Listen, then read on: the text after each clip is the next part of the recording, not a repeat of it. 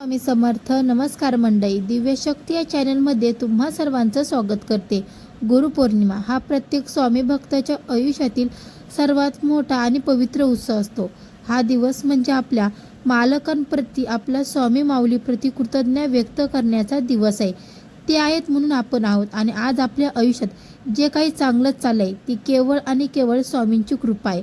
आपल्या आयुष्याची सुरुवातही स्वामी आहेत आणि शेवटही स्वामीच आहे.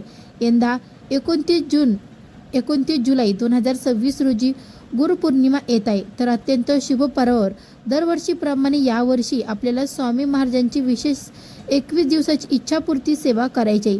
ही सेवा नेमकी कधी करावी, मासिक धर्माचे नियम काय आहेत आणि या सेवेचं काय काय फळ मिळतं याची संपूर्ण सविस्तर आणि शास्त्रयुक्त माहिती आज आपण पाहणार आहोत. व्हिडिओ हा कुठेही स्किप न करता शेवटपर्यंत नक्की पहा.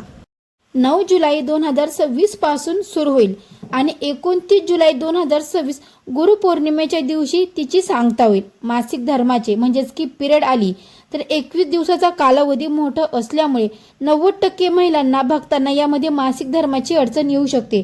अशा वेळी आपल्याला सेवा खंडित होऊ नये म्हणून तुम्ही पुढील गोष्टी करू शकता. जर तुम्हाला माहिती असेल, अत्यंत शुभ पर्वावर दरवर्षीप्रमाणे यावर्षी आपल्याला स्वामी महाराजांची विशेष 21 दिवसाची इच्छापूर्ती सेवा करायची आहे. ही सेवा नेमकी कधी सुरू करावी, मासिक धर्माचे नियम काय आहेत आणि या सेवेचं काय काय फळ मिळतं याची संपूर्ण सविस्तर आणि शास्त्रयुक्त माहिती आज आपण या व्हिडिओमध्ये पाहणार आहोत. व्हिडिओ अत्यंत महत्त्वाचा आहे, त्यामुळे कुठेही स्किप न करता शेवटपर्यंत नक्की. अडचणीवर मात. ज्या मुला मुलींच्या विवाहात सतत अडथळे येत आहेत त्यांना सुयोग्य आणि चांगला जोडीदार मिळण्यासाठी ही सेवा अत्यंत फलदायी ठरते. नोकरी आणि शिक्षण.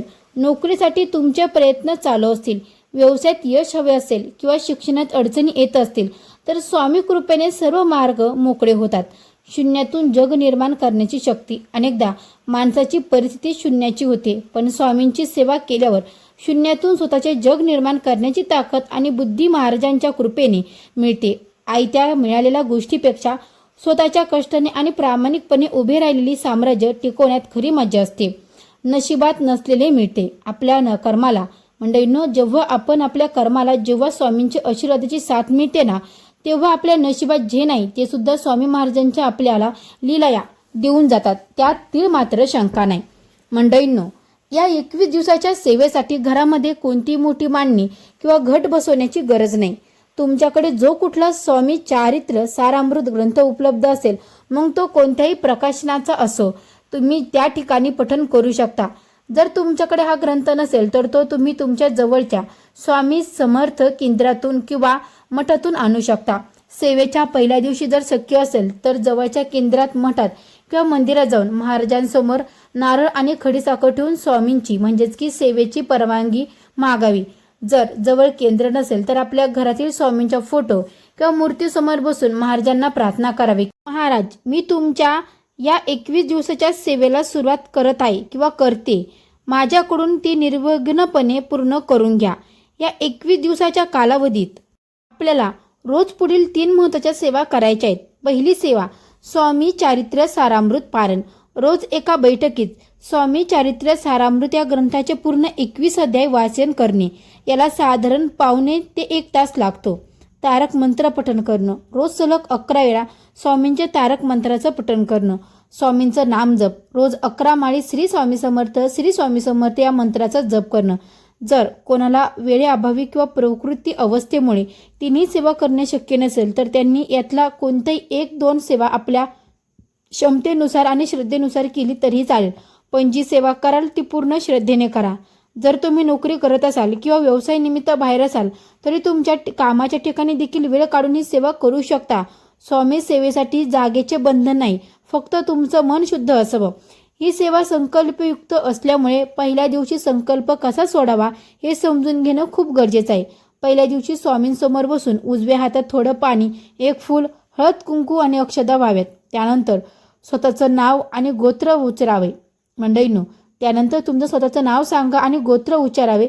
जर तुम्हाला तुमचे गोत्र माहिती नसेल तर काश्यप गोत्र म्हणावे. ज्या कामासाठी किंवा इच्छेसाठी तुम्ही ही सेवा करतात तिच्या महाराजांसमोर बोलून दाखवावी. संकल्प सोडताना यथाकालीन हा शब्द आवर्जून पाळवा.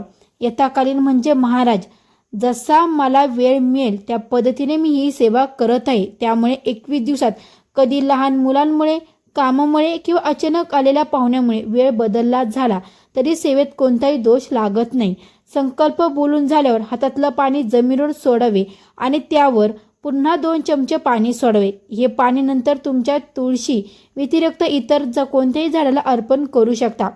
21 दिवसाच्या संपर्कयुक्त सेवा प्रभावी ठरवण्यासाठी काही नियमाचं पालन करणं देखील आवश्यक आहे. रोज दुपारी 12 ते 12:30 मंडळी, रोज दुपारी 12:30 ते 12:30 या वेळेत कधीही ग्रंथ वाचन किंवा कोणताही सेवा करू नये. सकाळी, दुपारी किंवा रात्री 12 वाजता सुद्धा सेवा करू शकता. सेवेच्या काळात दुसऱ्याच्या घरचे अन्न खाणे पूर्णपणे वर्ज्य करावे. आपल्या आईच्या घराचे अन्न चालते, परंतु शेजारी, पाहुणे किंवा इतर कोणाकडेही जेवण टाळावे, कारण अन्नातून समोरचे दोष आपल्याकडे येण्याची शक्यता असते.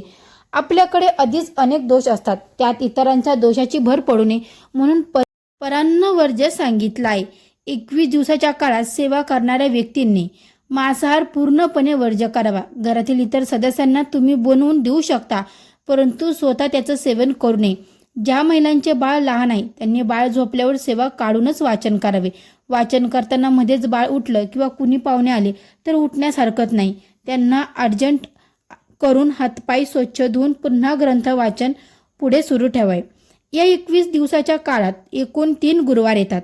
जर तुमचे गुरुवारचे व्रत आधीच सुरू असेल तर गुरुवारी तुम्ही 2 वेळा पारण करू शकता, एक सकाळी आणि एक संध्याकाळी, किंवा दिवसातून 2 मॅनेज करून तुमची सेवा पूर्ण करू शकता.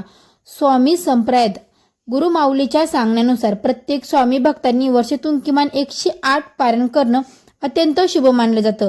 अनेक महिला संसाराच्या जबाबदारीमुळे सलग किंवा लगातार पारण करणं शक्य होत नाही. अशावेळी जर तुम्ही गुरुपौर्णिमेसारख्या मोठ्या उत्सवाचे